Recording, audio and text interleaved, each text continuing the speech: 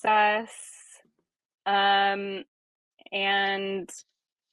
then you guys can say whatever you want as well, I guess, after as an introduction. You guys know what's going on. And you're just going to start with that lore? We're just going to go strong first? Or is it going to be a surprise later? That's a good yeah, maybe I start with it off, and then when I get really okay, so time for okay, it's gotta be a surprise. Okay, enter. Okay, I gotta get my presenting voice on. It's been a second. Okay, we're good. Hi everybody, welcome to a much anticipated live from you guys. You really want to see me react to theories, and today we're gonna hopefully get into some pretty crazy theories. And I am joined today by what I like to call Kyle Squared, through no choice of their own, just my choice. We have Kyle from Read by Kyle, who Hello. I've collabed a lot with and is the reason I read A Song of Ice and Fire. So obviously he has to be a part of this. And then we have Kyle from Lore of the Worlds, who I've previously collaborated a lot on Cosmere and other video essays, who is also a giant A Song of Ice and Fire fan and was very excited that I started. So hello, welcome everybody. Hello. Welcome, folks. Yeah, thanks for having us on. I've already heard a few of these theories that we're not going to be talking about live, and I'm already concerned. So I'm curious what you guys have for me today. Should we start with a normal one? Do you guys have any normal ones for me? Yeah, I have several normal ones. Okay. I have one normal one. Wait. Actually, full spoilers. Yes. Oh yeah. There's no getting into it without full spoilers. Yeah. So full spoilers, and also we're going to probably bring up some stuff people like to discover on their own. So like not only full spoilers, but if you do not feel prepared to have something like a theory spoiled, then you should leave now. Yes. You've been warned. You have been warned. I was thinking... Also, most of these have been out. I'm looking at the comments, and some of them are like, George, please just release the book. This is what we're resorting to. Yeah. Written 9 years ago. I mean, I only say that because like I didn't know who Jon's mom was, and it was really, really important to me that I figured it out by myself. So I had really been avoiding everything. And then once I figured that out for myself, then I'm like, okay, now it's fine. Now I can hear everything and it doesn't matter anymore. As the person very much trying to make sure she knew, I'm going to take you all on a journey real quick, which is that I knew the minute she finished the series and didn't know who Jon's mom was, it was going to get spoiled for her. So I didn't want to tell her who it was, but I also didn't want her to just get it spoiled in a random YouTube comment. So I was trying to reread Night of the Laughing Tree, and then she read it and it meant nothing to her, and I was like, oh no, we are in the dark here. And I was like, please just like start your reread or something. And then she started her reread and then mercifully got it like right away, and I was like, okay, good. So well, you forgot the detail, which was at the end of Dance with Dragons, I was like asking you a bunch of questions about Lyanna. I was like, so tell me about this and this and this, and you were like, why are you asking? And I was like, no she reason. Wouldn't tell me. She knew, but she wouldn't tell me. She was too afraid to actually say it out loud. So I thought I was wrong. So I actually think that's a good one to start with, because you guys keep addressing comments. I believe that Jon's parents are Rhaegar and Lyanna. And I did check that out. Do you think that's how you say his name? Is that your final answer? You know what? Kyle, we're not going there today. That is how I feel like saying his name today. That was by discovery, saying it out loud. That's how I choose. I'll say R plus L, since people like to say that. And I have heard, I guess, that some people think there's other options. It is of my opinion right now that there's no other options. But I think it's pretty obvious. And I had been thinking that at the end of Dance with Dragons, and then I got like 30 pages into my reread of A Game of Thrones, and I was like, this is correct. And that's when I was brave enough to tell. A lot of the foreshadowing for that is in the first book, too. Mm-hmm. Yes. Yeah. All over the place. In fact, the more now that I know it, it just feels like I missed that the first time around. It feels pretty obvious, actually, the way Ned's always like, you're just trying to do so many other things when you're reading the first time. I'm actually really glad, like, just so, like, I mean, I gave you a lot of crap for not knowing who the parents were, but also, like, I was glad that you didn't know, because a lot of people in this fandom that have been in the fandom for so long think that it's like the most obvious thing ever, because they are aware of all of the little steps of foreshadowing. So they're like, everybody knows it's the most obvious thing. And I'm like, I have known lots of people who read the entire series and don't have a hot clue, and they never give it a second thought. Like, it does require like attentive reading and also like having your bearings and stuff. So, and I'm not even sure if I didn't know that it was like the thing to know, if I would have even given it a ton of thought in the series, because on my first read through, like you said, there's so much else, and I wouldn't have known that it needed to be important anyway. To me, it would have just been a plot device.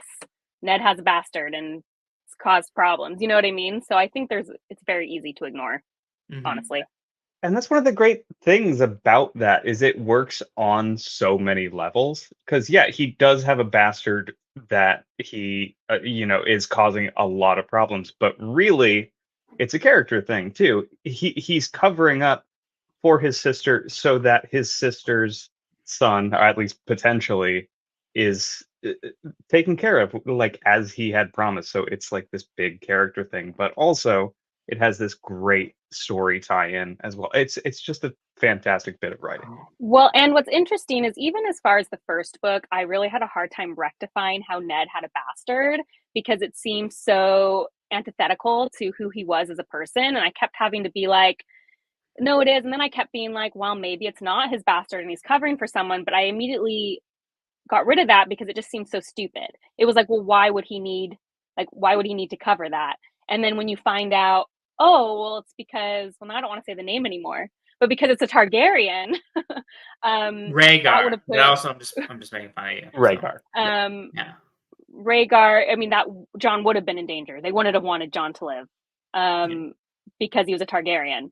And the layer that adds to why Ned chose to do what he did, I don't know. It was good stuff.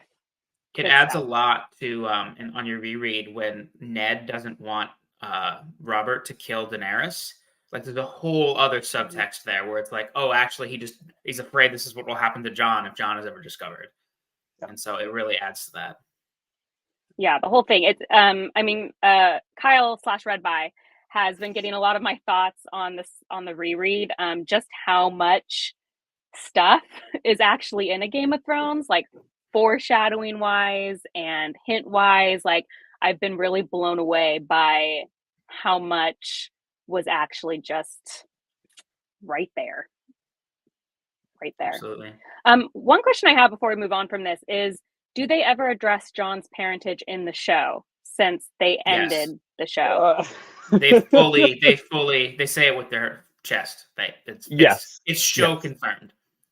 Oh, okay. Show confirmed, but also no. I'm gonna get so salty throughout this whole video. I'm sorry in advance, but nothing is done with it. It's just like there, and then it's like, okay. Oh, we're going into it. Okay. Yeah. No, it's terrible. They just make this big reveal at the end of a season. Which, by the way, which season? I think the end of season 6 is where I think like you can put you can put it together in season 6, but they don't literally say blank and blank. Like, they show the scene of them getting married through Bran's visions, so you can really put it together that way. And then season 7, they literally, like, someone is literally like to Jon, you are the son of Rhaegar and Lyanna Stark. And then he's like, wow. And then he's like, I don't want it, for 2 seasons. And then the show ends. Yep. It's, I mean, was that a Kit Harington voice, or? Yeah, listen, it unfortunately, is a meme. I'll explain a meme to you, which is that a bunch of people want him to become king. And so I bet he says it 12 times. He's like, I don't want it. I never wanted it. I don't want it. And he just does that for like 2 episodes. 2 episodes, 2 whole seasons, my friend. Oh my goodness. Yeah, it's oh man. That would be a whole other. You know what we should do is like a game show where is this a bad theory or something that actually happens in the show? That's amazing. That's amazing.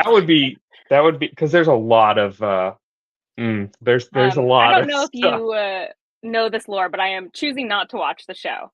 So I don't blame you there. Keep the magic of the books intact. And I was already pretty sure I wasn't going to watch the show, but do you guys want to know? Maybe other Kyle knows. Read by. I hate this. We'll do lore and Kyle. Do you know the moment I really solidified that I was never watching the show? It was something you told me about the show. I mean, it's definitely Jaime related. It's definitely Jaime related. 100%. Whether or not it's Cersei assaulting Jaime, that might have been it. Or when I told you that Jaime's whole arc is going back to Cersei, that might have been it. That was the moment. When you said that Jaime goes back to Cersei, after I had just read Feast for Crows, I immediately was like, that's it. I'm not watching the show. That was the nail in the coffin. This is the stain on my reputation. I didn't tell you that until after the end of Dance. Oh, you didn't? No, you told me after Feast, didn't you?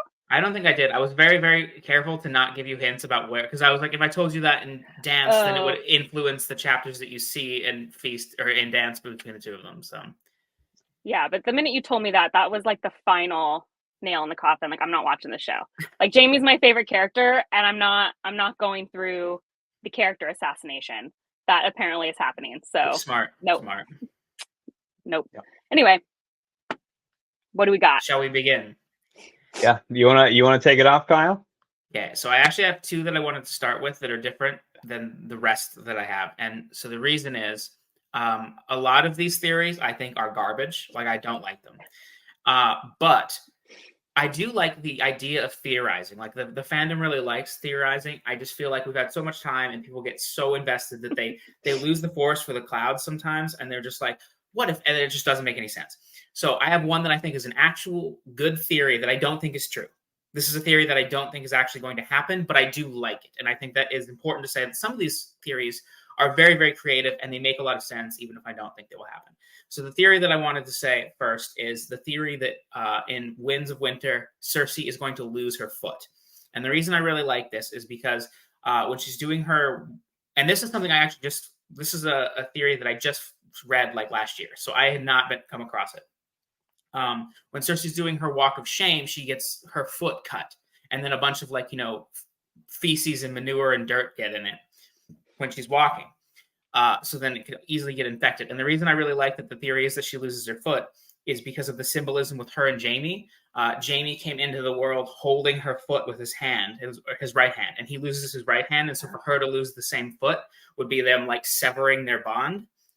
And I don't think it's true because in the Dance epilogue, we've gotten Cersei a little bit later, and she doesn't seem to be worried about her foot. So it doesn't seem like it's infected.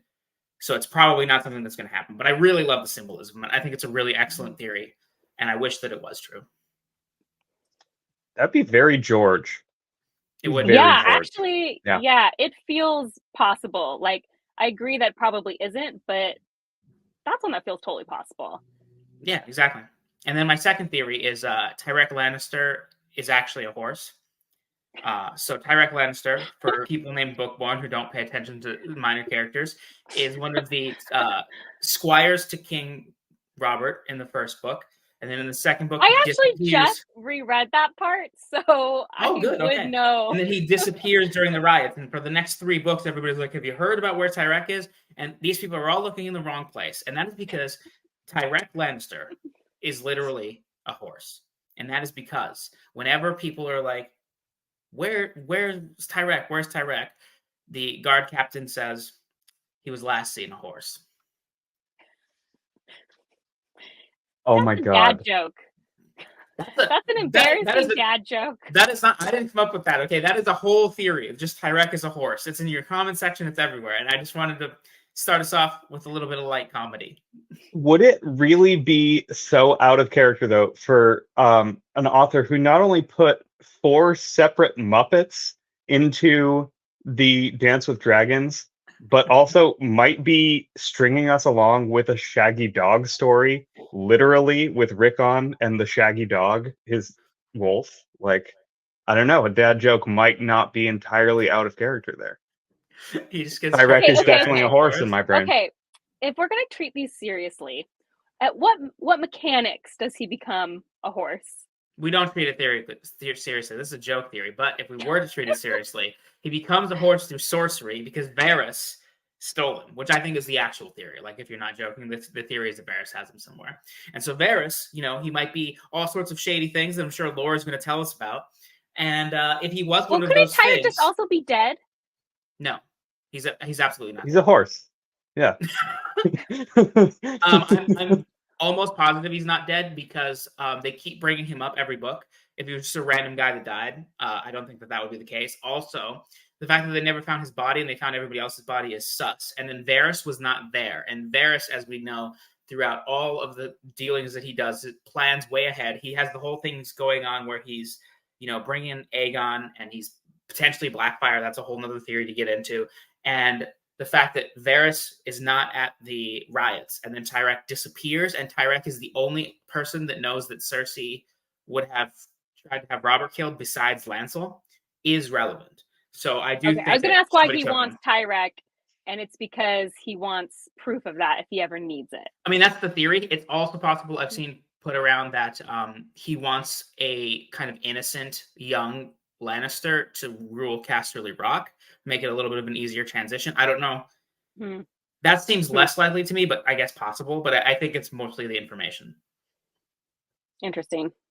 Okay. Information, and he has a captive in case he really needs to blackmail anyone. Or what about both are true? Varys took Tyrek, and also he's now a horse. It's so interesting to me how you heard me just say Varys. Like, you heard me with your ears, like a minute ago. And now you're just like, Varys. Well, that's how I say it. What makes you the authority? I make me the authority. You can. I just have the show in my head for the last 15 years. So, all right, Laura, what do you got for us? Do we want to do something more or less on the rails, or just completely spin off? Let's slowly dive. Let's slowly dive. Okay.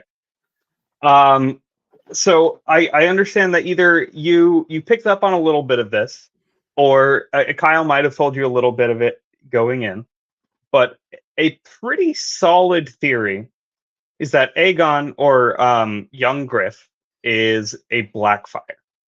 Right. So did not pick up on that. Was told, but okay, you were. How familiar are you with the Blackfyre Rebellion? You've read Dunk and Egg, right?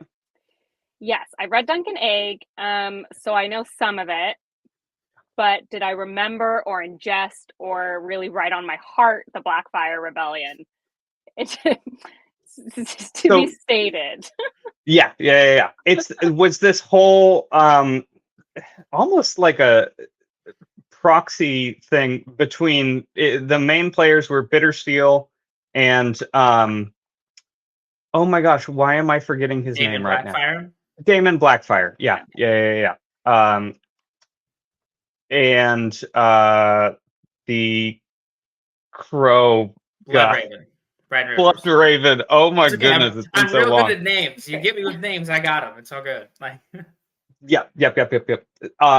And it was this whole struggle between them. It eventually ended up with Daemon Blackfyre and Bittersteel going across the sea. They were banished. Blackfyre line died out when Daemon died, but Bittersteel created the Golden Company. Well, the Golden Company ends up siding with Aegon, and Aegon is, of course, might not actually be the Aegon from Robert's Rebellion. That Aegon might well have actually died. The theory is that Aegon is actually Illyrio and Sarah's child, and that child is a Blackfyre. So Sarah, one thing that I didn't see online, because I think when the theory was written, this wasn't actually a thing. Fire and Blood wasn't out. But Sarah is a very, very Targaryen name. Like, one of Jaehaerys's daughters is named Sarah, so that very much lines up. And the Golden Company, they're absolutely notorious for having never broken one of their contracts before. But what do you know? soon as Aegon comes along, contract is broken. This was like the Blackfyre sellsword company. So that is definitely, as Kyle put it earlier, a little sus. And yeah, one of the more interesting bits of foreshadowing is in House of the Undying during not the House of the Undying again. Oh yeah, we're going back there. Half of these theories hinge on just random lines from House of the Undying, basically. But the Mummer's Dragon vision, which is like where Daenerys sees this paper dragon being propped up, like an actor's dragon, something for the heroes to fight against. That's essentially how it's described, or how Daenerys describes it afterwards. And a lot of people really, really, really think that's Aegon. And it would kind of, I kind of believe this one. I'm fully on with this one. I'm actually like on with this 90%. One too. Yeah.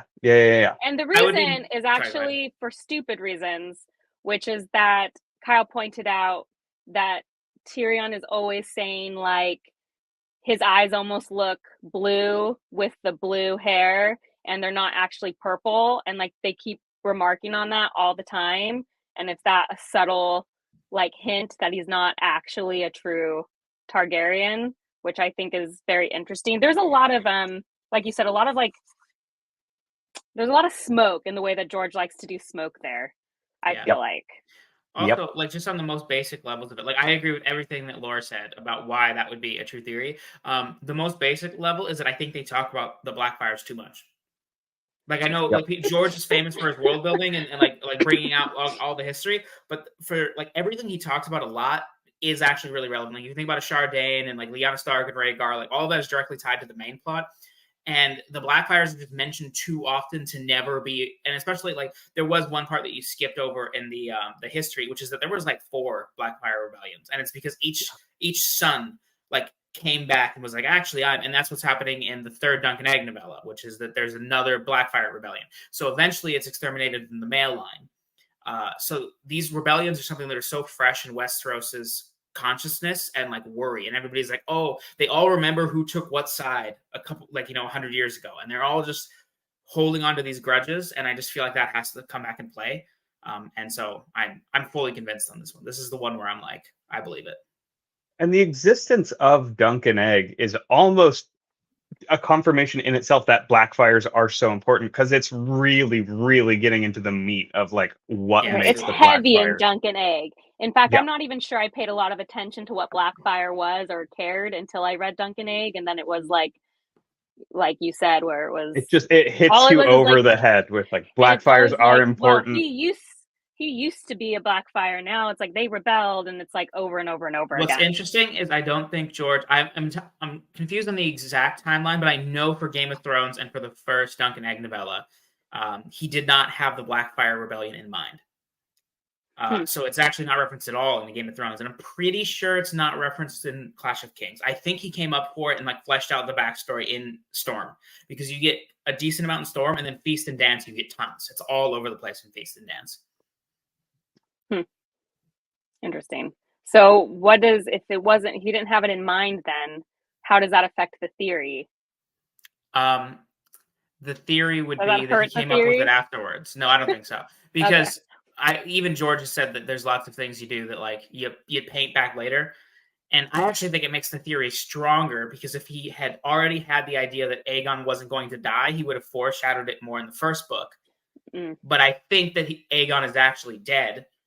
And then later on, he's like, but there could be a fake Aegon. Like, you know what I mean? So then the foreshadowing is not in the first book. Because a lot of the stuff that's foreshadowed is in the first book, because he puts foreshadowing like a madman. Yes, he does. Guys, let me just say once again, I cannot believe I did not know Ned was dying at the end of that book. I am reading this book right now, and I'm literally told like 30 times before halfway through the book that Ned will be ceasing to exist at the end of this novel. And I just fully went in. It's so obvious going back, but it's so brilliant how he does it, because like when I wish I hadn't seen the show, or I heard about it before I even started reading the books or watching the show, because it was big. But that would have been fantastic to read the first time. It's not. Luckily, It's very painful. Great painful. It would have been a good experience to read where I could then reflect and bring up in therapy. That's what I mean. Exactly. Yes. Exactly. No. Anyway, I'm on board with that theory. Yeah, I have one more theory that I actually do subscribe to, and then everything else I have is crazy town bananas. So I think this theory has layers, and I wanted to specifically mention it because I want you to think about this theory when you read Fire and Blood, which I know you're doing soon. I think a lot of them, Fire and Blood is more interesting with this theory in mind, which is the Grand Maester conspiracy. So the Grand Maester conspiracy is basically focused on like 2 conversations that happened in the series, and then people go back and re-examine all of the text. And I do agree with the thrust of the theory, and then I think people get a little crazy around the fringes. So the theory is that the Maesters killed the dragons, and that they are influencing all of the events in Westeros to some degree. And there's the main evidence for this is Marwyn the Mage at the end of Feast when he meets Sam. He's pretty critical of the whole Citadel, and he says that he even literally says, "Who do you think killed the dragon boy?" And he's a Grand Maester, so clearly, I think that's pretty strong hinting that the Maesters are the ones that ultimately killed the dragons. But then throughout the whole series, you do kind of see like how much they just dislike magic and dragons and stuff in general. And then the other conversation that people point to a lot is when Lady Dustin is talking to Theon and Dance, and she's talking about how the Maester that she had, or sorry, the Maester that Lord Rickard had was had Southron ambitions, and that all the Maesters were like little gray rats squirming around and pulling the strings. I can't remember the exact phrasing, but it's something she says that she calls them little gray rats scurrying and like stuff like that. So then people started thinking about like the little gray rats, and they noticed that there's a lot of symbolism for like rats scurrying around throughout the series.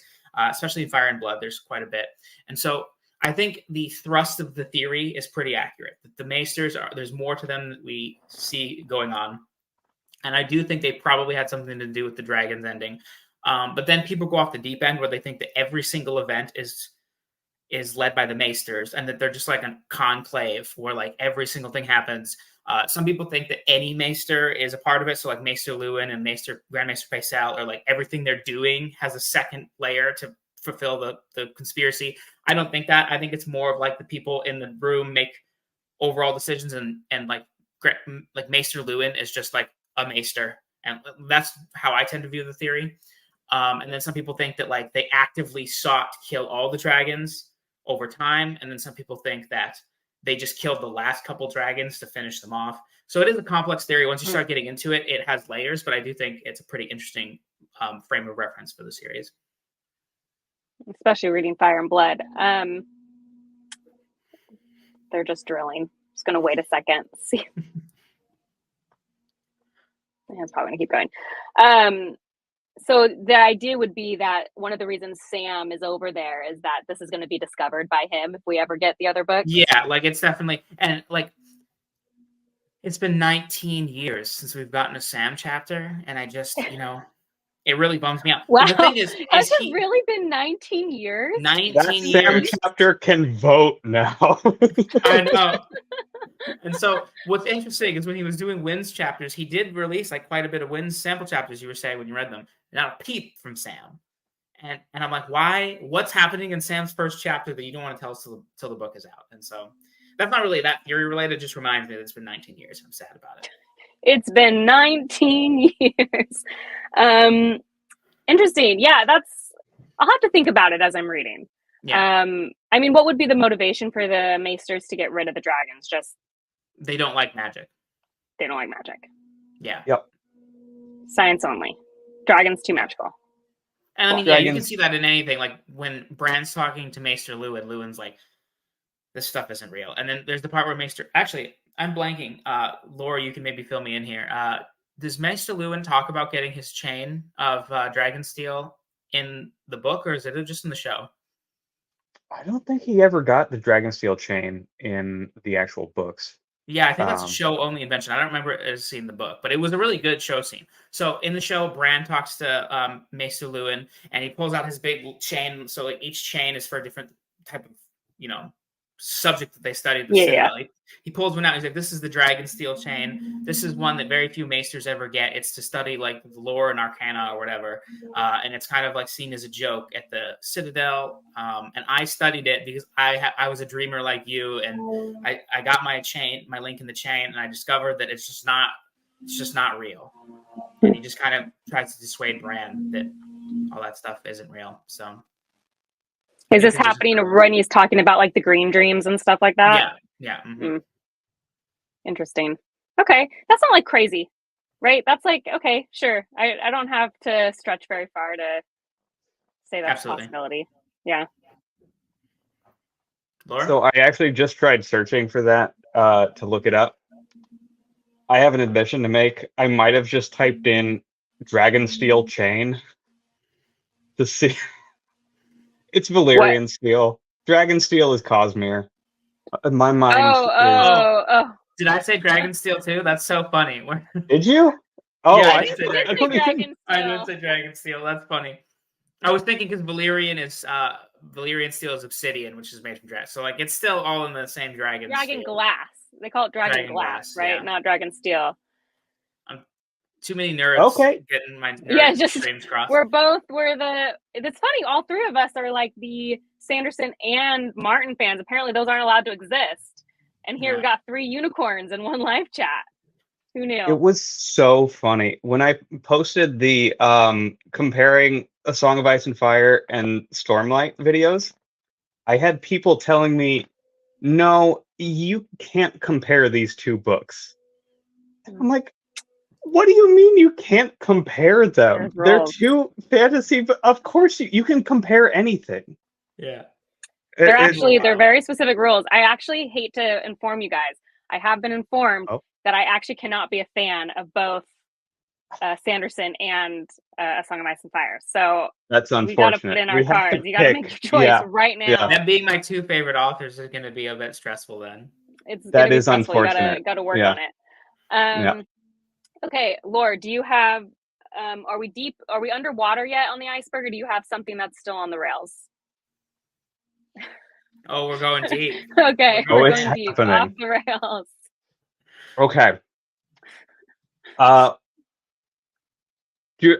I need some advice, Kyle. Do I do Euron or Bolton? Do Euron, because I have a lot of like tangentially related ones to Euron, and then you've already really laid the groundwork. Also, I hate this theory, so it's great. A lot of these have very little evidence. This has the most evidence out of the little evidence ones. And it's all fake evidence. Sure, it's all circumstantial, and it doesn't really make sense when you think about it. But that's not the point here. What we really want to talk about is that Daario Naharis is Euron Greyjoy. Oh, yeah. So, I know what you're thinking. That doesn't line up at all, but you're wrong. The timelines do absolutely line up.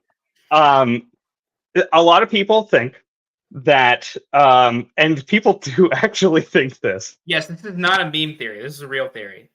This is like 1 foot in, 1 foot chopped off in, and then 1 foot out. So a lot of people think that Euron is using Carthian warlock magic to control the winds, to pop back and forth between the Iron Islands and the like Yunkai and Marine and all those areas. A lot of people think that all the loot that he shows up with in the King's Moot was taken from the Siege of Yunkai, because he got like a lot of it after that. He was a very rich man. And it makes sense why he would then, tip it over, just say, have all of this, because he, of course, has the Siege of Marine to look forward to. He can get more loot. It's all right there, right? So why is Euron so very sure that he's going to be able to just show up and marry Daenerys? Because he's already sleeping with her. Because he's already sleeping with her. He is already Daario, right? What, Euron delusional? I don't know what you're talking about. He's a very calculated man. Also, I have so many questions, but out of respect, I'm letting you finish. Daario's mercenary group is called the Storm Crows, right? What is Euron referred to as? He's the Crow's Eye. It all fits. It all makes sense. Mm-hmm. It all. You know what else has crows? So is he also related to the Wall? Yes, that's a different theory. We got to focus on one of them. Gosh, oh no! I can just throw a dartboard and hit a theory. You guys have been way too bored for too long. Yes. Again, this is one of those ones where it was like posted 9 years ago, and people were like, "Dude, we need the book already." And here we sit. Yeah, that is. Okay, most of the evidence right there. So, okay, yeah. I have one more little piece. Like, again, I hate this theory. I don't like it at all. I think it's ridiculous. However, one thing people always bring up is that in an interview post A Dance with Dragons, George said something that, like, he usually doesn't say this kind of stuff. Normally, if you're like, hey, that minor character that appears for 1 second, can we get his last name? He's like, I'm not telling you guys anything. You're gonna die not knowing the answers. But he did say that there's more to Daario Naharis than it appears. So people use that as a funneling for the theory. So. Okay, but first, okay. Here's the thing. Saying there's more to Daario, yeah, duh. Okay, yeah, what? Yeah, of course. Like, of course there is. He's really mysterious and strange and kind of the worst. And then also, though, my biggest issue with this is Euron is like just straight up murdering whoever he feels like at all times.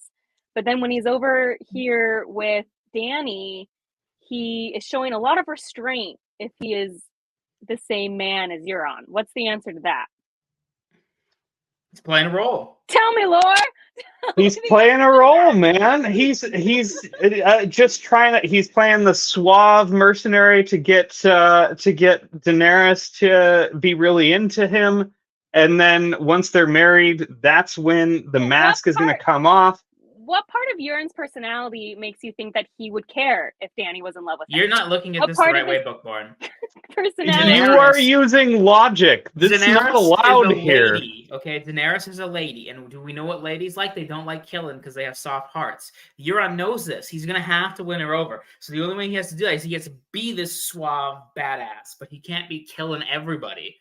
Because the ladies don't like it. But Euron would just like go and take Dany by her hair and be like, "You're LL Cool D. I don't care what you say." Ladies love Cool Darian. Okay, except I hate Darian. I guess I'm not a cool lady. I guess that's what the I almost killed If we're using Lore. the same logic, if we're using the same logic, then backwards. That theory is super dumb, and I don't subscribe to it.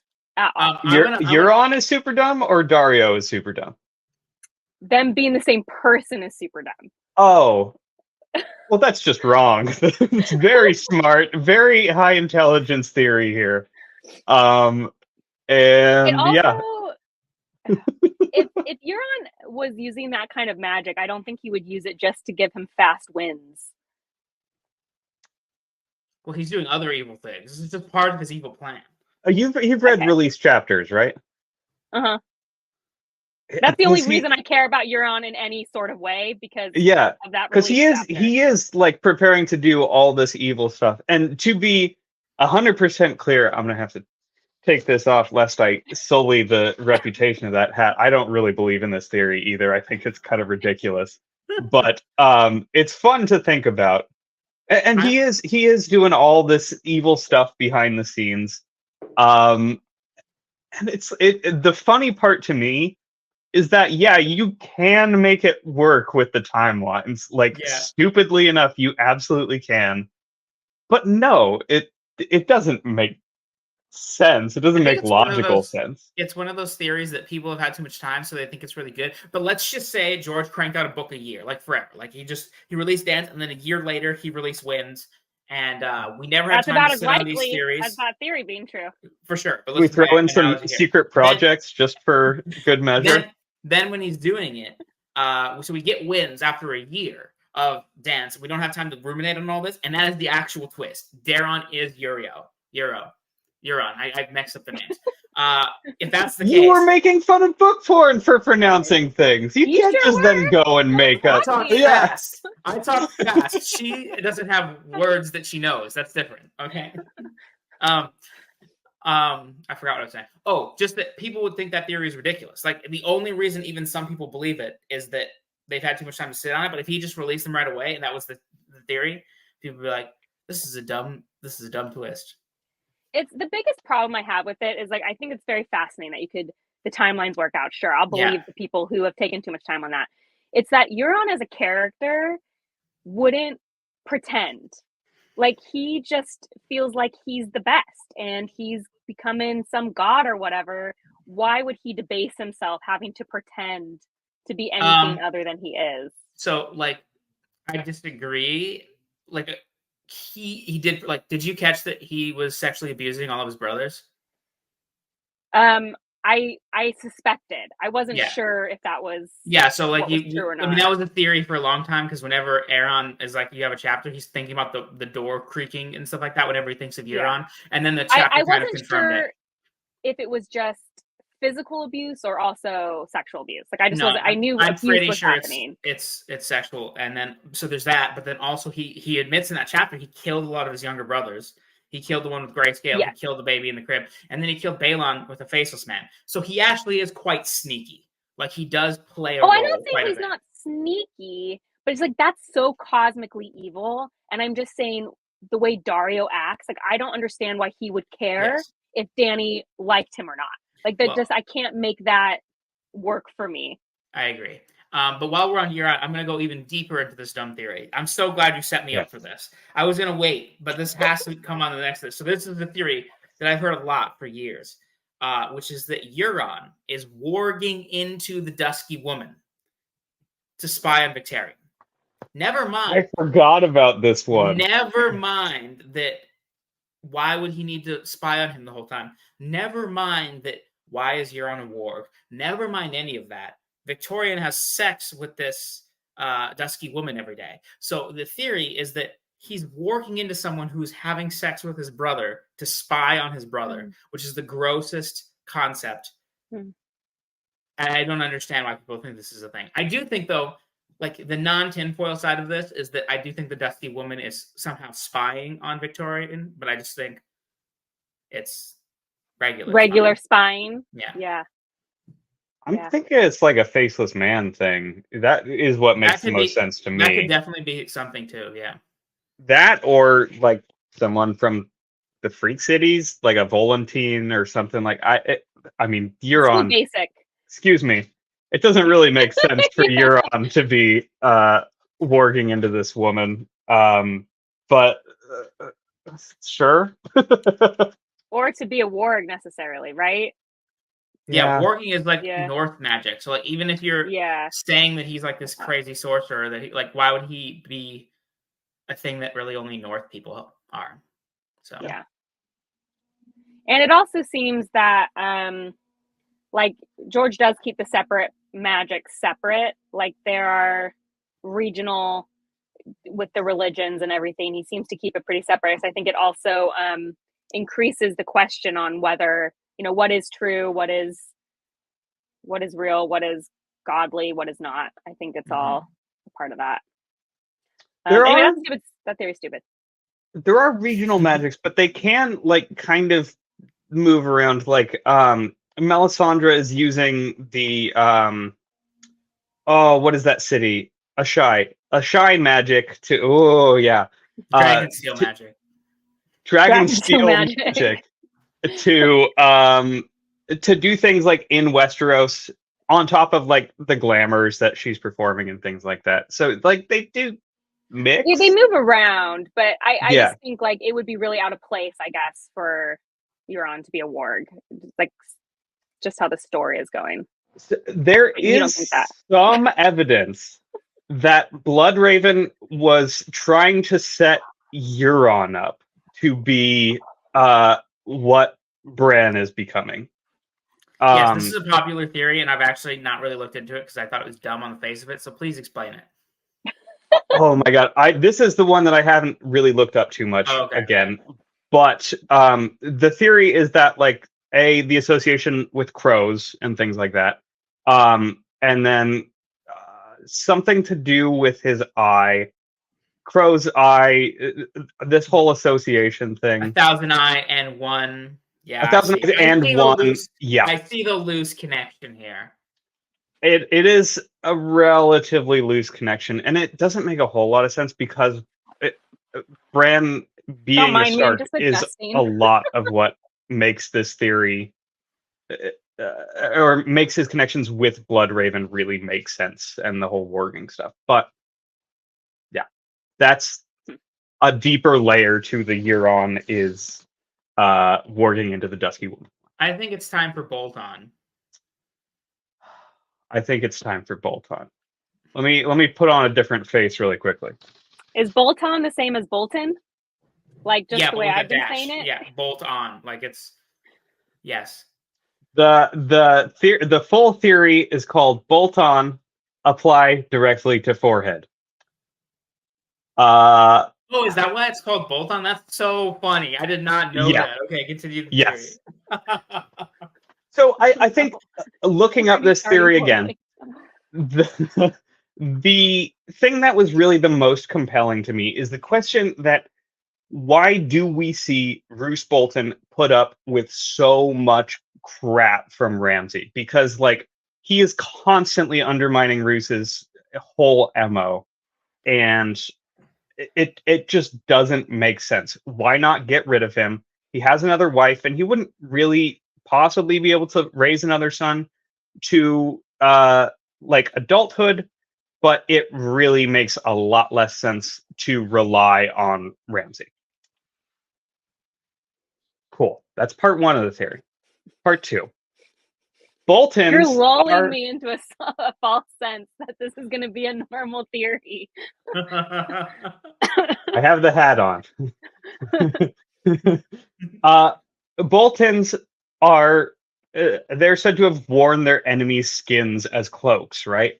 That is a thing that they did earlier on when they were first getting started. Their flag is a flayed man, a man without skin. And we got some skin sent to various peoples. That is correct. Skin is obviously very important to this family in a totally not creepy at all. Is someone wearing someone's skin? Okay. Someone's wearing someone's skin. Who else wears skin? I don't know. What kind of question is that? Is this a theory, or is this confirmed that the faceless men wear the skins of people to make like a glamour, essentially, to pretend to be someone else? So the theory is that Roose Bolton is an immortal being that throughout time has created heirs only to flay them and wear their skin and pretend to be them, thus creating it's only one person. Roose Bolton has been every Bolton since the beginning of time. He is an immortal being, person. And he killed his other son and then didn't kill Ramsay because Ramsay has fleshy skin, which they talk about all the time, which is perfect for flaying and wearing as your face. Yes. Oh, I see. So he's just prepping him to get Chekhov's fleshy skin. Yeah. Yeah. For a second, I thought you were going to say Arya is actually just Roose Bolton. Wake up, child! New theory just dropped. Made a new one. That's probably already a theory. Let's be real. Timeline checks out. Interesting. Interesting is a good way to put it. Yeah, yeah.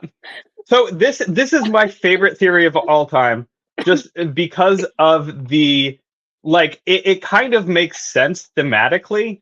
And also there's just these incredibly wait. You can't. No reflection allowed. We only move forward here.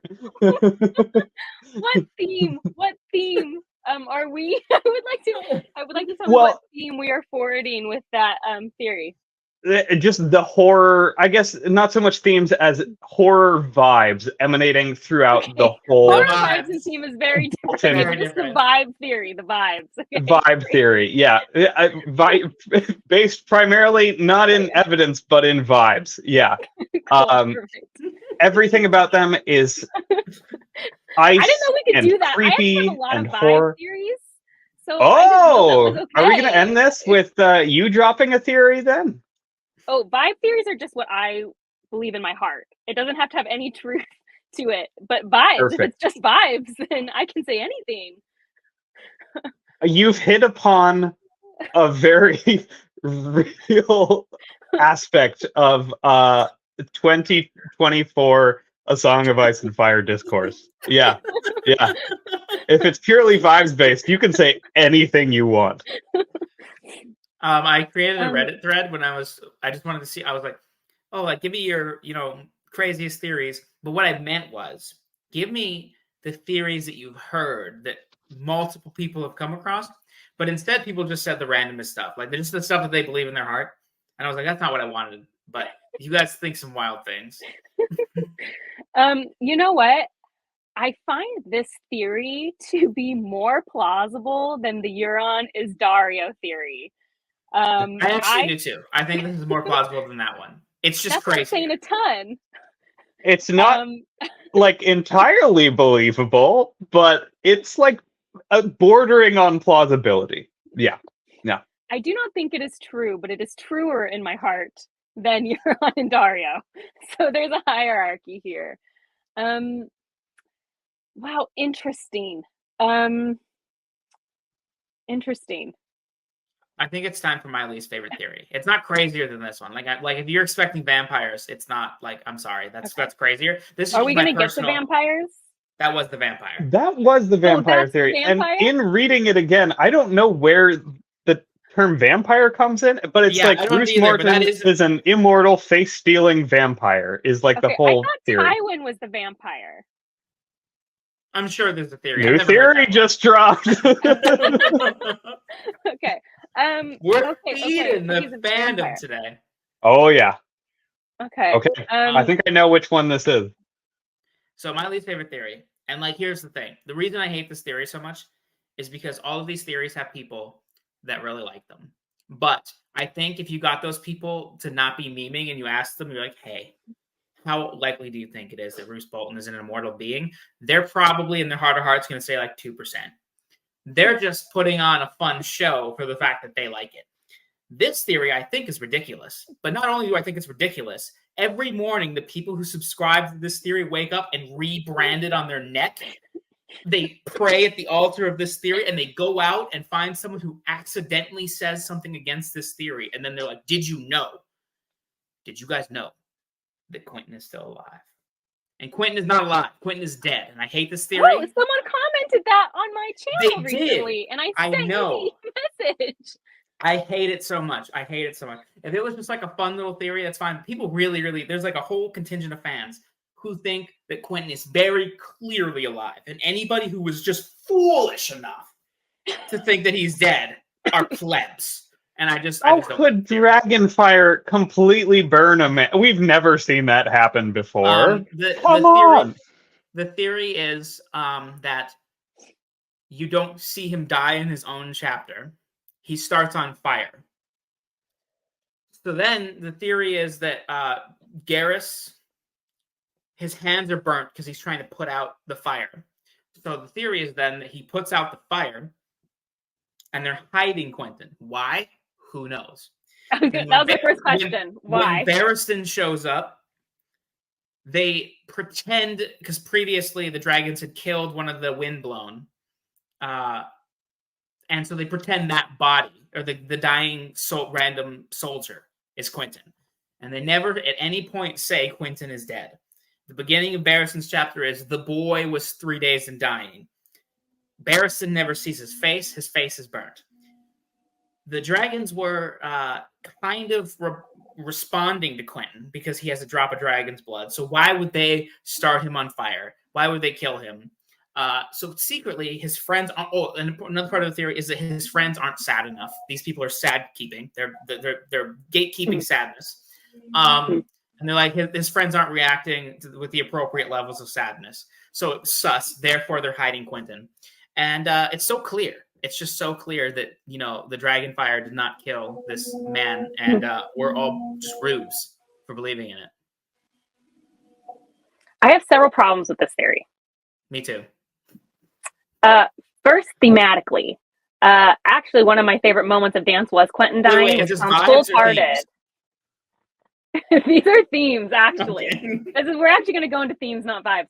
One of actually my favorite parts thematically in Dance was Quenten dying. That sounds cold-hearted, but I think I might have messaged you, Kyle, being like, oh, his only plan was to go and be like, the dragons will listen to me, and then he gets killed because they're dragons. And I think it actually harkens back to a lot of like the fallibility of characters throughout the whole series, and that people are going to die if they make stupid decisions. And back from, even Ned, not like I think Ned necessarily made stupid decisions, but that there's consequences. And I think it would make not very much sense for Quenten to be alive for that reason, thematically. Also, I think you were supposed to not think Quenten died, and then the surprise was that, oh, he did die, like 2 chapters later. Because when you end the chapter on fire, you do think, well, maybe he's gonna get away. And then I don't know how much later it is that we get that Barristan chapter, but then you're like, oh, bye. And so I think thematically he came back to life. Yeah, that's what happens when you go to a dragon and are like, listen to me.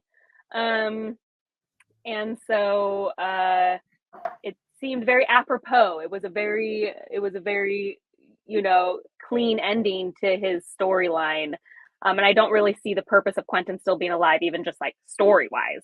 We already have plenty of players and plenty of people who want to marry Dany. I don't necessarily think we still need to keep another one around. This is why you're a rube. I'm a rube too. Just like that theory most, because it's not even fun. That's what. Yes, thank you. I hate it. Like I don't like it at all. At least like Euron as Daario is like, well, we can have some fun with that. Like, but Quenten isn't dead. Isn't fun.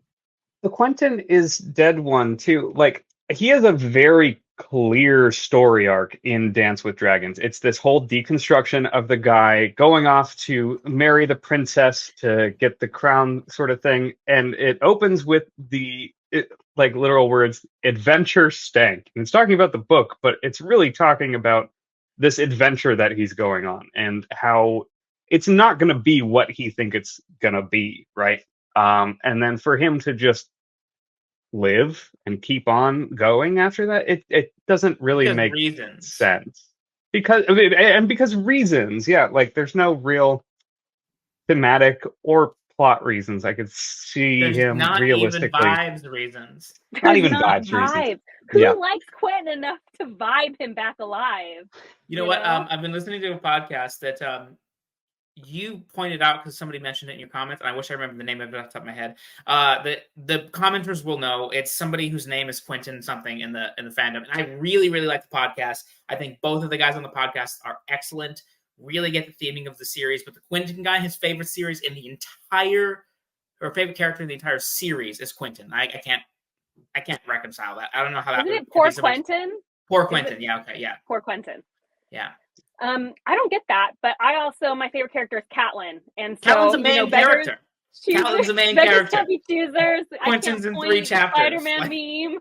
You know what I mean? Calling the kettle black or something. I don't know. I feel like Catelyn has a lot more people that have her as favorite character than Quenten. Yeah, I'm sure they do. The correct people. The people who understand vibes and themes have Catelyn as a favorite character, but that's neither here or there. Yeah, that's not fun. I think it's dumb. I also think a series that killed Ned is not going to have killed Ned and had the Red Wedding is not going to have an issue actually killing Quenten. Doesn't seem possible. Now, if there's Robb is still alive, and then I'm theory for that. Robb being I'll start that theory. That's a vibe theory, you know. Although I will say that most likely Robb went into Grey Wind when he died, and then got killed twice. So he died twice. Yeah, very sad. You think I haven't thought of that already? You think in my deep? I just had to remind you of depression. My sadness. As if the Red Wedding wasn't enough, he dies twice. It's so flippin' sad. Oh my gosh. George is good. George is too good, man. Yeah. Too good. Yeah. George would kill Quenten. Okay, what else? Is that the deepest we've got?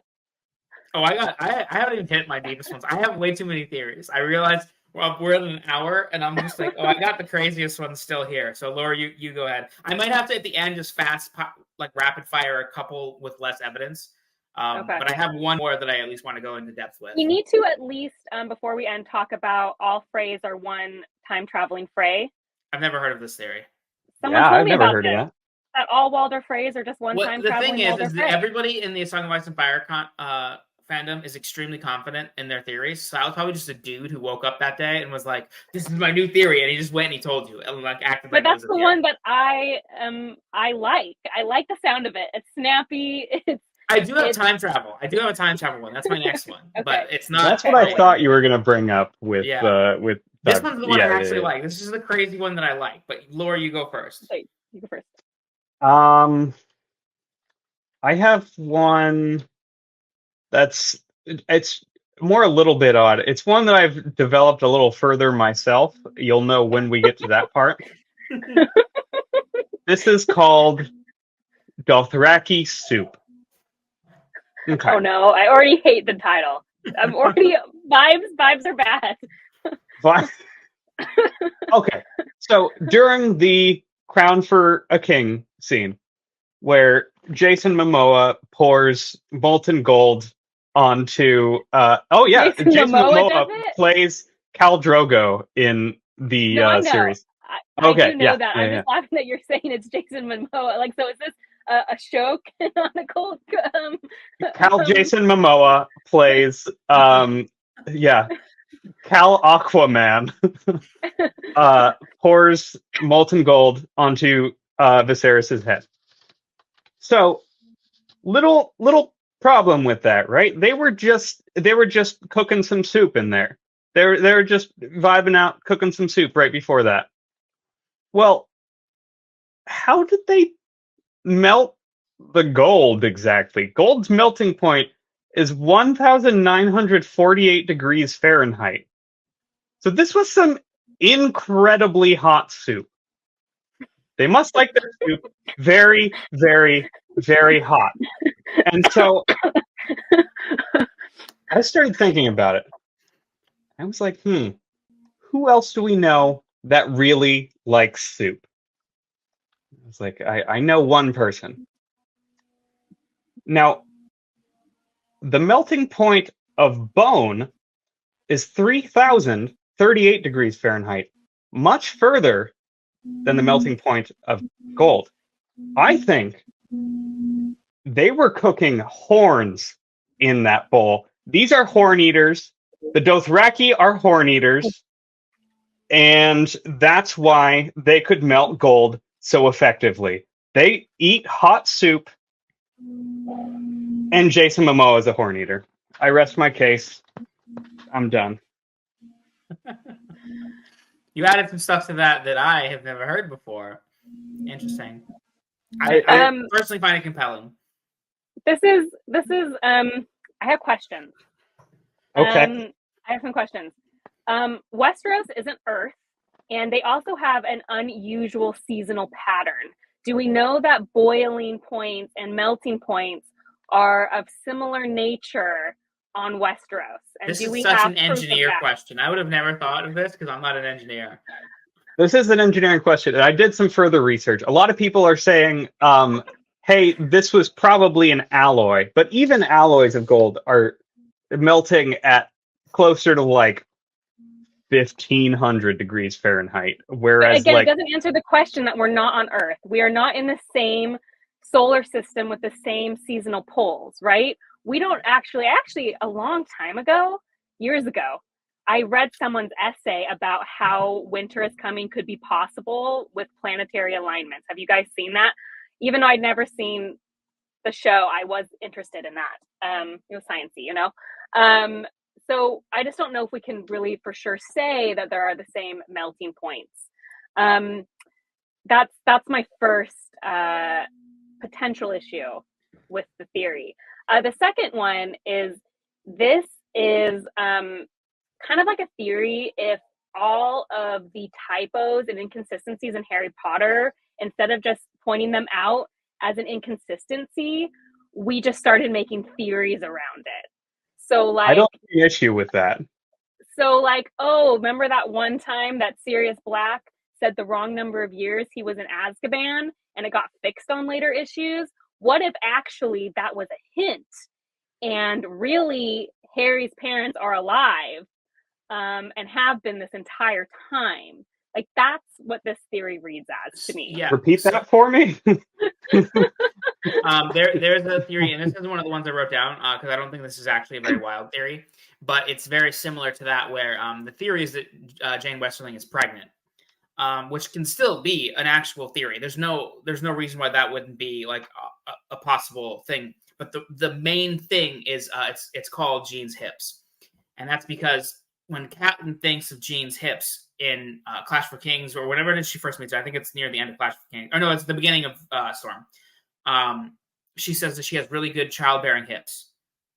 And that's like what she would think because she's a mom and she's worried about like, Rob being able to have kids and stuff. And then when Jaime takes River Run, he sees Jean Westerling and she seems really small. And he specifically says that she has small hips. And people went bananas for this. So the theory, which I actually like, as the face of the theory because there's definitely suspicious things happening at the fall of River Run, for like confirmed for sure. But the theory is that when the Blackfish left, he actually left with the real pregnant Jean, and that they disguised her younger sister as Jean, which again is still technically possible. But the theory hinged on the fact that the hips were different, and people talked about that for years. And it's the only time George has ever just been like, "Yeah, actually, I just forgot what I said before. Like that was a mistake."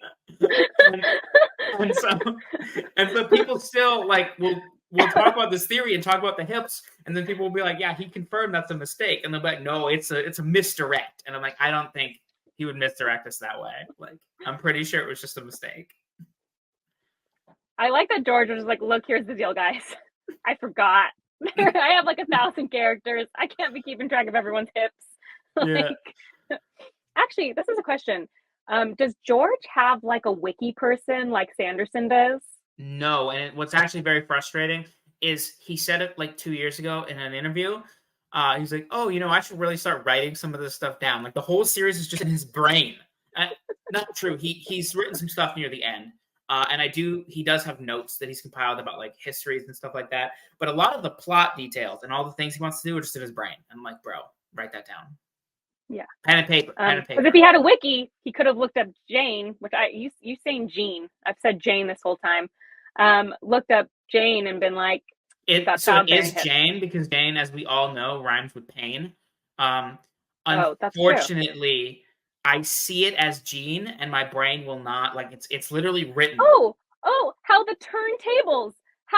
That's so funny. The turntables are not turned because you know what? I also say Jasna. I'm on your side with Jasna because that's how it's written in the book. That is how it's written in the book. Okay? No. See a name, and there's just a name you like. You say Tyrion.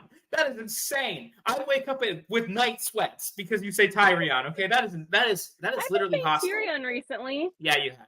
You've gotten over it, thankfully. Here's what happens with my naming conventions because people don't seem to understand.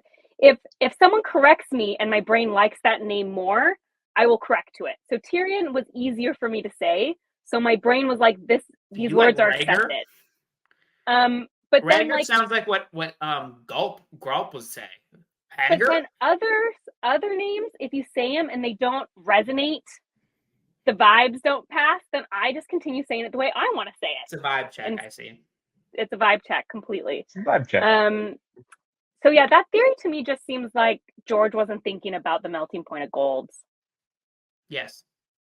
In conclusion, yeah, pretty much. Pick up your hat. You can't. Yeah. Sure, maybe. I guess. Okay.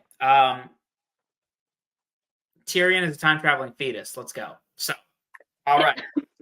So the theory. This is passing the vibe check already. So this is good. These are good vibes. So the theory is that when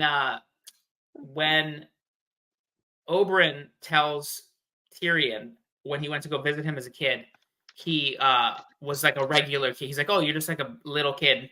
Like you were fine. You just looked like a baby, right?" And he's like, "I was told you were like a demon and blah blah blah. You looked crazy ugly and all this stuff." And then he's just a normal kid.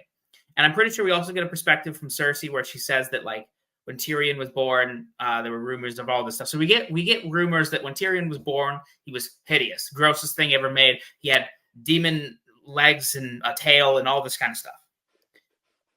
The thing is, the descriptions that we get for Tyrion as a baby are actually pretty similar to the descriptions we get of Daenerys' baby Rhaego before Rhaego dies.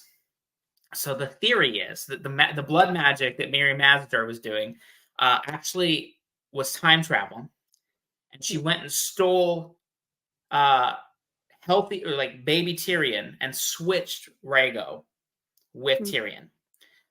So then she brought back Tyrion, the deformed creature that was disgusting, and then that was what died with Dany. And then Daenerys' child Rhaego was raised as Tyrion. So Tyrion is actually Daenerys' son. I have some questions. So was Tyrion always a dwarf, or was it just that Dany's child was going to be a dwarf? I don't know if I've seen either way, and I think the theory fits both. But I would imagine that like most likely Dany's baby was going to be a dwarf. Or maybe because Dany's baby was going to be a dwarf, they needed to find, when she was time traveling through the sands of time travel, she had to find another dwarf baby.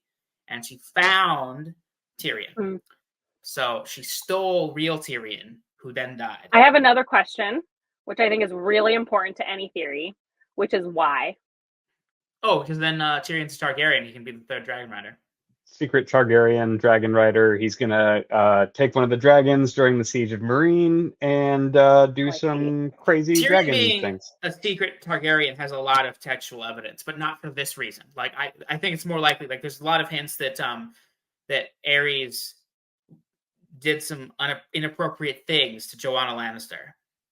And so Tyrion might be the son of Aerys. That is a more like on the level theory. That is definitely possible. That's also the reason why Tywin really doesn't like him as much, because he knows that he might not be his actual son. That's the theory. Yeah.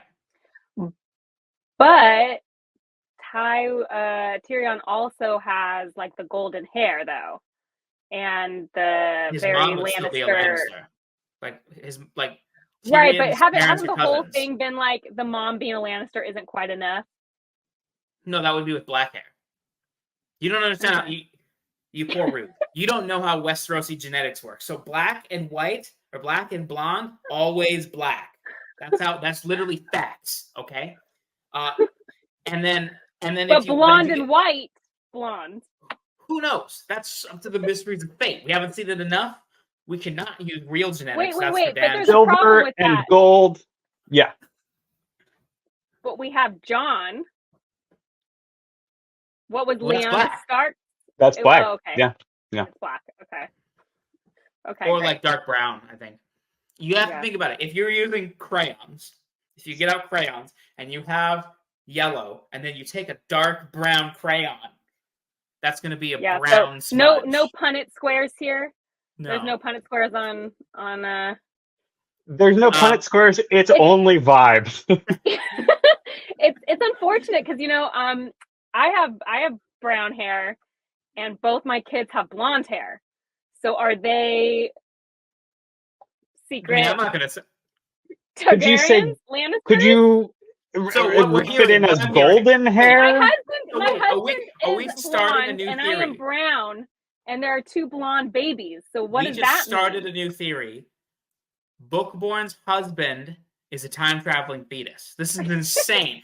News to all of us. Oh my god. Oh no. Insane. He's a secret Targaryen. He was a secret Targaryen this whole time. Yeah. Oh my gosh. Wait till the fandom hears about this one. It's gonna be perfect. It's gonna be great. So this is the problem. You accidentally gave like an actual interesting theory, which is that Tyrion's a secret Targaryen. That's super interesting. Time traveling fetuses. More interest, like more fun for sure. More fun. Yeah, I do think that's a fun theory. Obviously, I don't think it's even 1% likely to be true, but I do think it's funny. Yeah. The problem with time travel is it really, it's hard to write books about, because then it's like, it's always happened, but when was the initiating event? But it's always happened, you know? So yeah, you gotta get your time travel rules down. Yeah. Okay. I'd love to know the person who came up with that and what their life is like, their state of mind, just their job. Do they have one? Mental health facility they frequent? Question. No, I don't want to make judgments. Just questions. They just are probably jobless, but she's not making judgments. You know, the jobless was more considering that they might be like young, like a teen. But I know you kind of wanted to finish up soon. Do you want me to just do like a quick run, or Laura, do you have another one, or what do you want to do? I do want to. Laura, do you have one? I have one quick one that I honestly just could not really find too much evidence for, but I see this repeated like all the time. As if the other ones have evidence, but go on. This one you'll see. So the High Sparrow is actually Howland Reed. Oh, I see this all the time too, and I have no idea how this is possible, but go ahead. I think it's just short man. I think that's the only evidence. Literally all I could find is physical description is passingly similar. They're both short. And they're both short, and they're described with like kind of Woody-esque features, like gnarled hands, things like that. And the High Sparrow seems to have, in the theory at least, it says the High Sparrow seems to have a fondness with Ned. How I read all those lines is that he's annoyed that Cersei chopped Ned's head off in Baelor's Sept, which would fit with the High Sparrow. I mean, Joffrey did, but go on. Sure, but like Cersei, yeah. I don't Debatable. think the High Sparrow is interested in the distinction. No, correct. I understand. Yeah. She was more or less implicit in that she didn't. He's like thinking she didn't reign Joffrey enough. Either way, and it's also, again, like just small little tidbits of evidence. Crannogmen are said to hide from people rather than face them openly, which really ties this all together. Sure does. And that's all I got. I'm glad you have that theory, because I'm going to jump off that and to go into my other Howland Reed theory, which actually there's millions of Howland Reed theories. He's the most mysterious character in the series. Because he does nothing. He's always mentioned, and he's just like Chekhov's Howland Reed. Chekhov's Reed. This theory I really like. So I know that Bookborn is really struggling to remember who Howland Reed is right now, so I'm going to save you. Actually, don't let me assume that. Am I right? Do you know who he is? No, I'm so glad you assumed that. Yeah, okay. Thank you. Because I've told you 3 times, and each time you'd be like, "Who's this?" And I'm like, "It's just not sinking in." So Howland Reed is the dad of Jojen and Mira Reed. To your yeah, but Balon Swan is a joke. Like, I know most people won't remember him, but like Howland Reed is sus. You should remember him. So he's Jojen and Mira's dad. No, I actually did remember with Reed. I knew he was related. I just always forget how he's related. He's their dad. To them. That's my prop. Okay. He's their dad. And the reason people talk about him so much is every time he's mentioned, it's just super sus. But the main thing is that at the Tower of Joy, which you will get to when you reread soon, he is the only one who lives. So there's 7 of them that go with Ned. Well, Ned and 6 others go to fight the Three Kings Guard, which is the most badass scene in the whole series. And they all die except Ned and Howland. And the way that Ned describes this is Howland Reed is a great man, a great friend, and Arthur Dayne would have killed me if not for Howland Reed. But he never says that Arthur Dayne dies. So the theory, this is a great theory. You guys are not prepared for it. The theory is that Howland Reed is Arthur Dayne. Because... I just knew it. I knew that's what you were going to say because every theory starts as this character is actually this other character. Yes. So, that is the theory because, and this is genius. You guys just aren't on the wavelength. So, the theory goes that Howland was actually real injured during the fighting, and he stepped in and negotiated with Arthur, and he was like, "Listen, bro, it ain't about it." And he used his words, and then actually there's two veins of this theory that what happened is different. So in the first theory, the one that I was thinking of, he used his words, and then Howland Reed died, but then Arthur Dayne was like, this little Cronogman moved me. I will stop fighting you, and I will help you go to Lyanna, and then I will go and assume the mantle of Howland Reed so that people think I'm dead, so that my honor is not gone.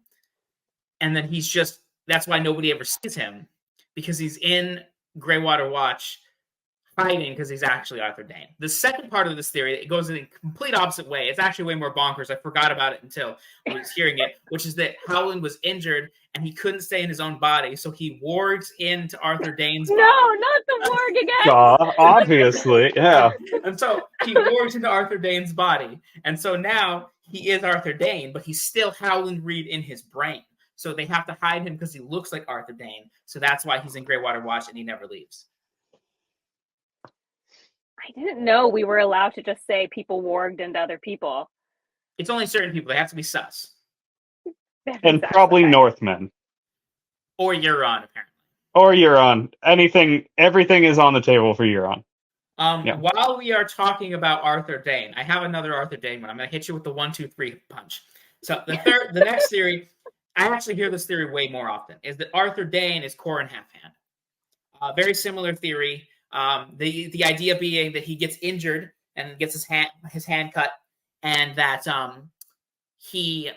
then Howland talks to him. And he's like, "Bro, my guy, my dude, do you really want to die? Dying's not good. What if you didn't die? Think of all the things you could do if you didn't die. You could eat some soup and stuff." And he's like, "I do like soup. I will not die." And then he surrenders. Arthur Dayne, greatest warrior of all time, just surrenders. And then he takes the black under an assumed name. And the evidence for this, beyond nothing, is that Qhorin Halfhand teaches himself how to be a swordsman with his left hand now.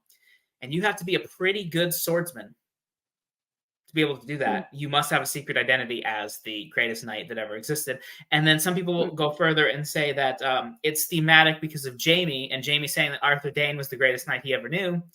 And Jaime is unable to train himself to be as good on the left arm, which would therefore confirm that Arthur Dayne is better because Arthur Dayne is Qhorin, and Qhorin can fight left-handed. Boom. That has to be true.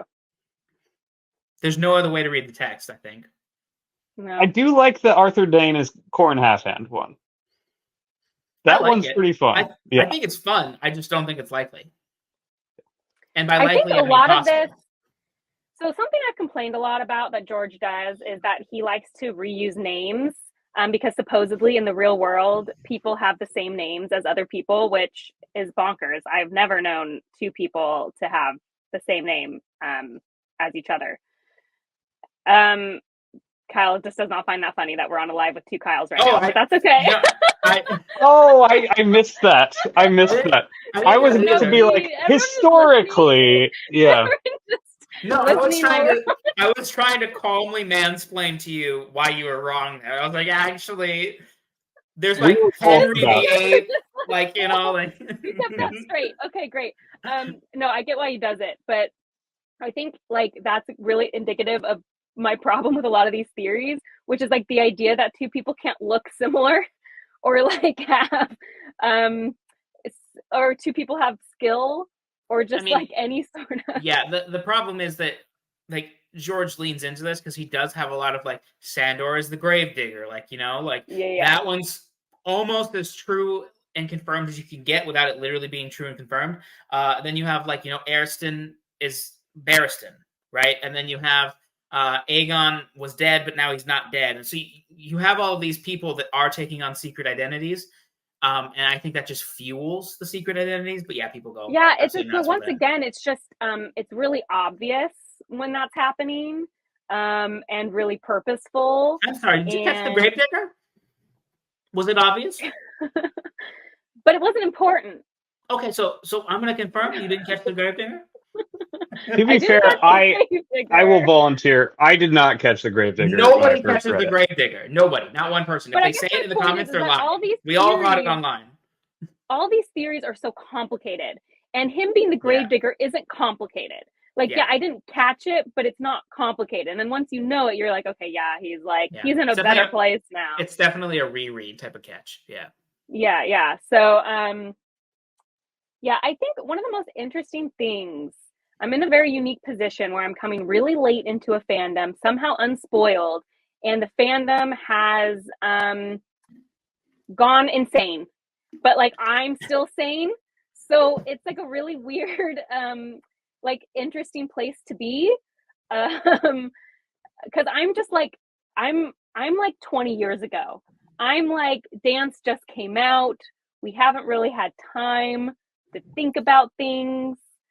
And I'm just not operating on everyone else's level of delusion, of intelligence, whichever you want to fill in there, just the level.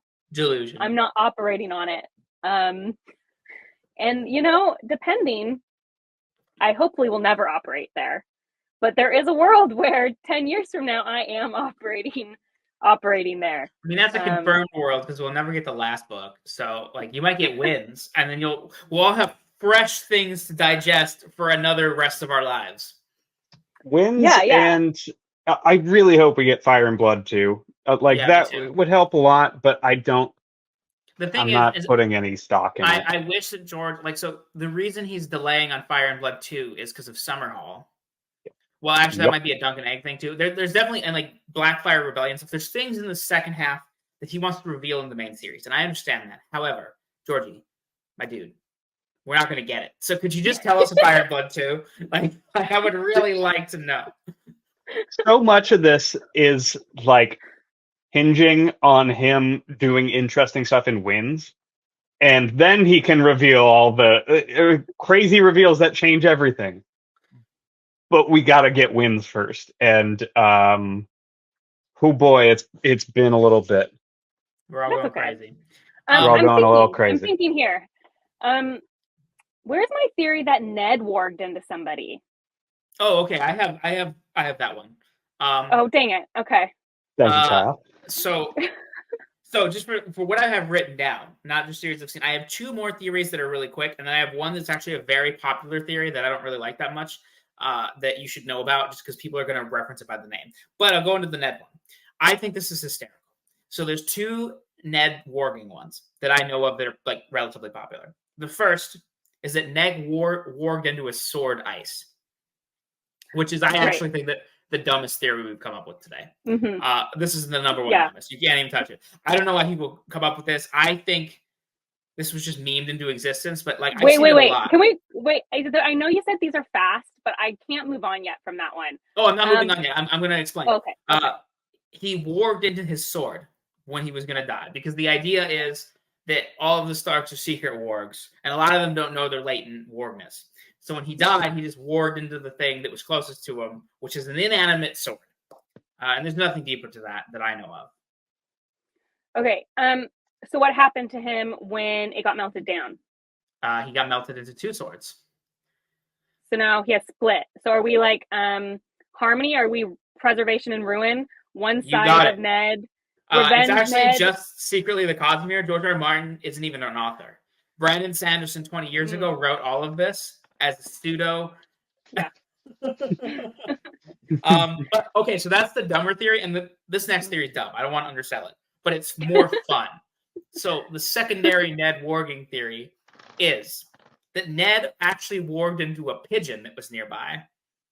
Okay, so I was going to say a bird. That was my initial thought too. Okay, we're going to warg, he warged into a pigeon, but it's worse. Okay. It's worse. He warged into a pigeon, and then that pigeon was put in a pie that was used at Joffrey's wedding. That was in Joffrey's wedding, and then when Joffrey cuts the cake with ice, or not with ice, but with the melted down ice, he kills a pigeon, and that pigeon is the pigeon that Ned warged into, and so Ned has been killed by ice twice. No. They're thinking way too little. So when Joffrey cuts into the pie or whatever, that's actually when Ned from the pigeon wargs into the sword, because it has vestiges of ice. So that's actually when he enters the sword. How did we not see it before? It's one continuous theory. It's one continuous theory. Yeah, so smart. Maybe you're leaving your rubedom behind. Maybe you're becoming a non-rube. Yeah. I'm interesting. My brain's been opened. I'm seeing my glasses have come off. What's the conspiracy things they always say? Seeing the truth. You've been red-pilled? I've been red-pilled. Yeah, there we go. The Matrix isn't real. You've been tin-pilled. I've been tin-pilled. I can start thinking like the enemy. So I have one more, and this one's actually very popular. It's a theory that like a lot of people think are real. I think even Lore Kyle says that he kind of believes it. I don't, but I don't think it's absurd. It has a lot of evidence, which is this theory is called Jojen paste. And bad vibes. Definitely heard Jojen paste. Yeah, so Jojen paste is a theory that Jojen is dead as of the last time we saw him, because he keeps saying, this is not the day I die, this is not the day I die. He's seen the day he dies. And then in Dance, when they're at the cave, he gets really morose and just like very sad because he's seen his death coming. And then in Bran's last chapter, they can't find him. And then when Bran hooks himself up to the Weirwood network and he sees all his visions and stuff, he tastes blood. And so the theory is that Jojen has been turned into like paste so that he can be a sacrifice so that Bran can access the Weirwoods. And he drinks that bloody like liquid that might literally be Jojen made into a paste, blood paste. He drinks some crazy stuff. I don't like this theory, but I'm not saying it's not what happened. I just don't think it is, but I wouldn't be surprised if it also is what happened. It makes sense to me in a way that a lot of these other theories kind of don't. Yeah, it's more on the ground than the others. Yeah. It's absolutely dark and kind of crazy, but I could definitely see it being real. Is this related to why people think that Bran could influence or be heard when they claim he can't be? I mean, kind of, sorta. Like, I think there's just more textual evidence that, like, he talks to Theon, and then in the sample chapter with Theon, Asha does something with the crows, and they're all acting strange in the weird. And he wants Theon to be killed in front of the heart tree. So there's been some communicating with Bran going on in some way, or there's something going on there, and then some people are working off show knowledge, which like is semi-canonical, I guess. But in the show, Bran is able like to do some stuff by influencing the past. So, well, in Dance with Dragons, doesn't he hear his name in front of the Weirwood tree? Yeah. Mm-hmm. Yeah. That's what I'm saying. That's what I'm referring to, because the three-eyed crow is saying like, well, you can't influence anything, you can't do anything, but then we have this thing where he says Theon, and Theon hears Bran say Theon, and so there's questions there. Yeah. I don't think we have enough of a grasp. I'm sure people have theorized in that direction, but I don't think we have enough grasp on the mechanics of the magic, as some would say, the magic system of what's going on with the Weirwoods and stuff. So I don't know what's going on there, but That is a common theory that people bandy around. Yeah, less crazy than the previous ones. For sure. There's a lot of theories to do with weirwoods too. Like some halls are built with weirwood wood, and people are like, "Oh, can we see what's going on there?" And just a lot of crazy stuff with weirwoods. People are so creative. Because my theories are so basic, like my number one theory is about guest right. Kyle knows I'm a big believer in guest right. I'm convinced that when you break it, bad things happen to you. It might take a while, but it does. See, I'm just more basic. I just think the social ramifications of them breaking guest right is what's killing them all. No, it's magic. No, but that's okay that you think that. And I have one last one, which is just kind of a quick, silly one. Sansa was warging into Sandor and could read his thoughts. And that's why when she thinks back, she thinks that Sandor kissed him. Because when you're in the scene between her and Sandor at the end of the Blackfyre or Blackwater, Sandor does not try to kiss her. But when she thinks back to the moment, he does try to kiss her. And George has said this is an intentional... I hate that theory. Yeah, I hate it too. I hate it a lot. Because I like what George said about it. Yeah, so what George said was that, it is intentional to show that his characters are not infallible and that their memories are wrong and that this is leading to something, that it's setting up the stage for something bigger with her memory slip. And people just can't accept that. So they're just like, it must be... You bringing that up again is bringing me dangerously close to having to talk about Sansa again. So I feel like we need to move on. Like... That's it. That's the last one I have. So. Angry about Sansa. And just, okay. There's some decent walk back. Stuff about like lemons as well. We didn't do Lemongate. We didn't do Lemongate. Yeah. Lemongate. Okay, so Lemongate's deep. That's a deep rabbit hole. So the basis of the theory is sus, as always. Like, they start with a kernel of susness and then they go deep, which is that lemons don't grow in Bravos. And that is mentioned. And then when Dany is thinking about growing up in her childhood, she thinks of growing up in Bravos and at the Red Door, and she thinks of a lemon tree. But how is that possible? Must have been in Dorne. Must have been in Dorne. Boom. She grew up in Dorne. Her whole childhood's a lie. She's been harbored by the Dornish. And that's why they assume they can send Quenten to marry her, and it kind of snowballs from there. Yeah.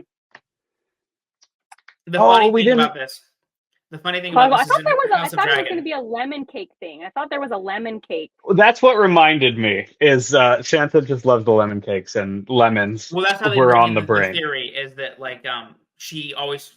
We get all of our lemon information from Sansa chapters because she's she's into the lemon cake, and so she loves her lemons. They have to bring in lemons for her, so you get more about the economics of lemons through her.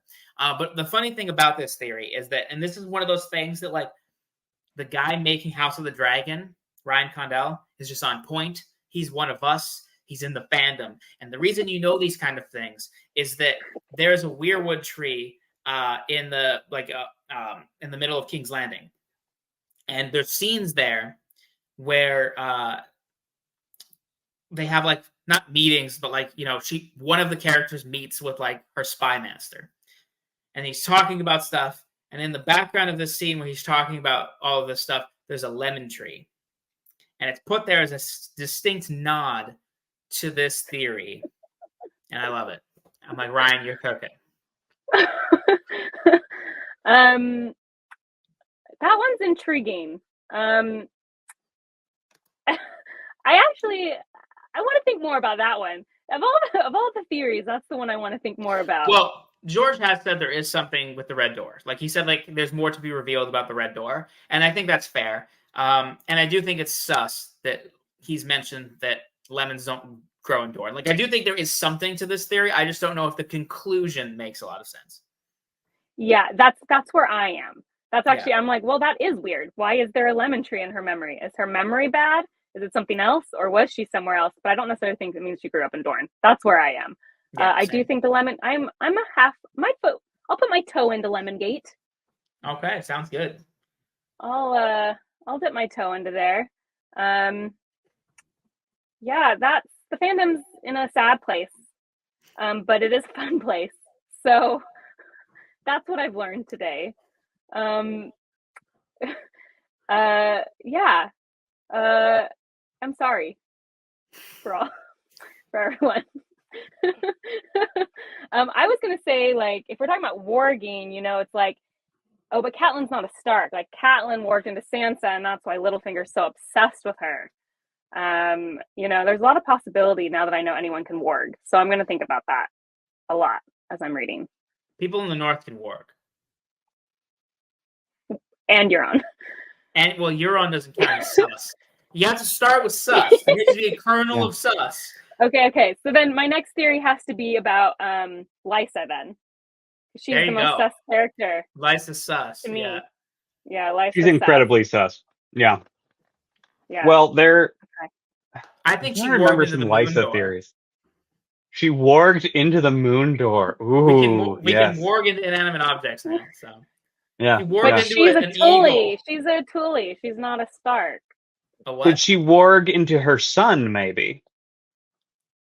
Oh. Now you're cooking. He hasn't changed enough. I like the idea, though. I think we're cooking with something. That's what I'm saying. Like, maybe she warged in. Oh, I got it, guys. She's warging into Harry the Hare so that she can take over the so she can marry Sansa, and yep. And that's it all why makes sense. He's so mean to Sansa, because she wants Sansa to marry Robert. We're cooking. New theory drop. Let's see. What do we get today? We have Bookborn's husband is a time-traveling fetus. We have Lysa. And wait, and my children are secret Targaryens. That's really important. I want them to. Your children are secret Targaryens. Yeah. I mean, that's all but confirmed, though. That's not even a theory, really. Yeah. This is a wild time. I'm so glad we did this. Ned warging is both of them are true. Sword and pigeon. Yeah. It's one eternal round. We see in 4D. That's why we're locked in. He's the rare dual warg. Yeah. He jumps twice. Yeah. Well, yeah. That's child's play. Anyone can do it. Great. It's been a long time. That was fun. I had a very good time. I guess I'm going to ask everybody to put their favorite theory below that we didn't cover. And if you know anything more about my time traveling one single fray, I would love to know more. So you can explain that to me in the comments if you know more. Thank you, Kyle Squared, for doing the research and letting me in on the fandom knowledge so that I won't look like an idiot the next time someone asks me about A Song of Ice and Fire. I'll be like, I know that Roose Bolton is immortal. So I appreciate it. Okay. Read by Kyle, what are you working on right now? What can go check out both of their channels. So Read by Kyle's channel, he is doing what? Mostly live streams. I theoretically am still a booktuber, but mostly I gravitate towards doing lives, and I do Kyle's Corner usually bi-weekly with some really fun guests, and that's about it. Yeah, and those are really fun. We did one like right after I read A Game of Thrones. Yes, that was good. Kind of fun. I was going to surprise you on that live, but I had read it and I didn't wait because it was too hard to fit in. On the one hand, I'm glad you didn't, because I think I would have cried. But on the other hand, it would have been premium content for life. So it's. I need to go rewatch that and see what I was saying in my summer era. And then Kyle from Lore of the Worlds, that's your full channel name. You can go check Lore out. What are you working on right now? I'm actually, the reason I have this hat pre-made is I'm working on some Stormlight 5 theories. So be sure to watch those when they come out. And yeah, Bookborn and you and I have a few planned videos coming up, some of which might or might not come out before the heat path of the universe, as we're always Laura saying. and I always are working on about 2 to 3 videos at any given time. And whether or not they'll be seen. One you will see, though, that we can say here is that we are going to do a like prepping for Stormlight 5 like we did for Lost Metal, where we will do a recap of everything you need to know in case you don't feel like rereading the book. So we are actually going to get that one out. The others, no guarantee. And then read by Kyle and I will probably be doing some more Song of Ice and Fire stuff. We have some plans. Loosely. So yeah, that's it. Thanks for joining me today, and I'll see you guys next time. Bye. Bye. Bye, everybody.